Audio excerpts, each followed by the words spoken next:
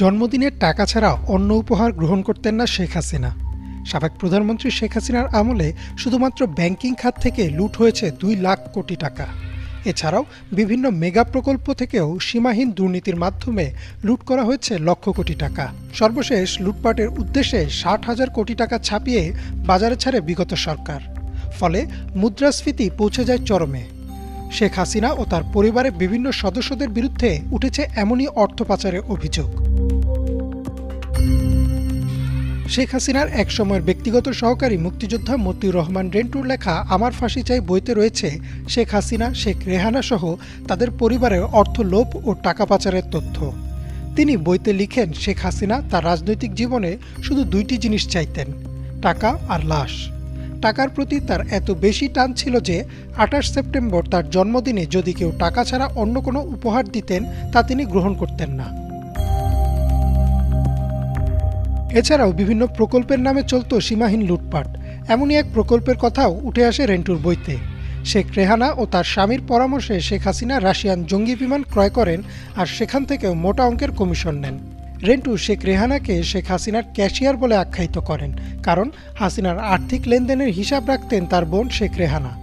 শেখ হাসিনা যখন ১৯৯৬ সালে প্রথম ক্ষমতায় আসেন তখনই শেখ রেহানা বোনকে বলেন, শেখ মুজিব কি তোমার একার বাবা, আমার ভাগ কই? এ নিয়ে দুই বোনের মধ্যে মনোমালিন্য হলেও পরবর্তীতে শেখ হাসিনা এই শর্তে রাজি হন যে রেহানা হবেন তার ক্যাশিয়ার, অর্থাৎ সব টাকা শেখ রেহানার হাত দিয়েই আসতে হবে এবং তিনি সবকিছু হিসাব রাখবেন। চলতি বছর কোটা সংস্কার আন্দোলন ঘিরে সহিংসতায় মেট্রো রেলের মিরপুর ১০ ও কাজীপাড়া স্টেশনে হামলা, ভাঙচুর ও অগ্নিসংযোগ করে দুর্বৃত্তরা। শেখ হাসিনা সেই স্টেশন পরিদর্শনে গিয়ে চোখের পানি ফেলেন আর জানান স্টেশন মেরামত করে চালু করতে খরচ হবে প্রায় ৩৫০ কোটি টাকা আর সময় লাগবে ১ বছর।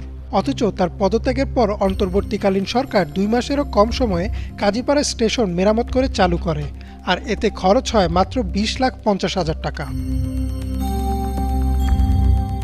এছাড়াও ১৯৮৬ সালের নির্বাচনেও মোটা অঙ্কের টাকা নেন শেখ হাসিনা। সে সময় এরশাদ পতন ও গণতন্ত্র পুনরুদ্ধার আন্দোলনে আওয়ামী লীগ ও বিএনপি একযোগে আন্দোলন করে, কিন্তু ৮৬ নির্বাচনে আওয়ামী লীগ অংশ নিলে শেখ হাসিনা ও আওয়ামী লীগকে জাতীয় বেঈমান বলে আখ্যায়িত করেন বিএনপির বহু নেতাকর্মী। মতিউর রহমান রেন্টু তার বইতে লিখেন, নির্বাচনে অংশ নিতে শেখ হাসিনার সাথে ২ দফা বৈঠক করে তৎকালীন সরকার পক্ষ।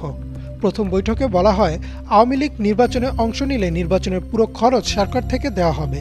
আর দ্বিতীয় বৈঠকে শেখ হাসিনা বলেন, প্রস্তাবিত টাকার ৩ গুণ দিলে তবেই তিনি নির্বাচনে অংশগ্রহণ করবেন। এর ২ ঘন্টা পর ৯ বস্তা টাকা নিয়ে এক ব্যক্তি শেখ হাসিনার ৩২ নম্বর বাড়িতে আসেন। সেই টাকা হাতে পাওয়ার পরেই নির্বাচনে অংশ নেয় আওয়ামী লীগ এবং ৭৬টি সিটে জয়লাভ করে বিরোধী দল গঠন করে। এসব ঘটনা ছাড়াও শেখ হাসিনার আমলে শেয়ার বাজার কেলেঙ্কারি ছিল একটি উল্লেখযোগ্য ঘটনা। শেয়ার বাজার কেলেঙ্কারিতে হাজার হাজার মানুষ তাদের সারা জীবনের পুঁজি হারান। এই কেলেঙ্কারিতে অভিযুক্ত ব্যবসায়ী সালমান এফ রহমানের বিচার তো হয়নি, উল্টো তিনি হয়ে যান শেখ হাসিনার বেসরকারি শিল্প ও বিনিয়োগ উপদেষ্টা। এমন আরও বহু আর্থিক কেলেঙ্কারিতে জর্জরিত ছিল শেখ হাসিনার সরকার, যার সরাসরি প্রভাব পড়েছে বাংলাদেশের সাধারণ মানুষের উপর। আর এই প্রভাব কমানোই বর্তমান অন্তর্বর্তীকালীন সরকারের প্রধান লক্ষ্য ও চ্যালেঞ্জ। ইমরান মাহমুদ, বাংলা ভিশন।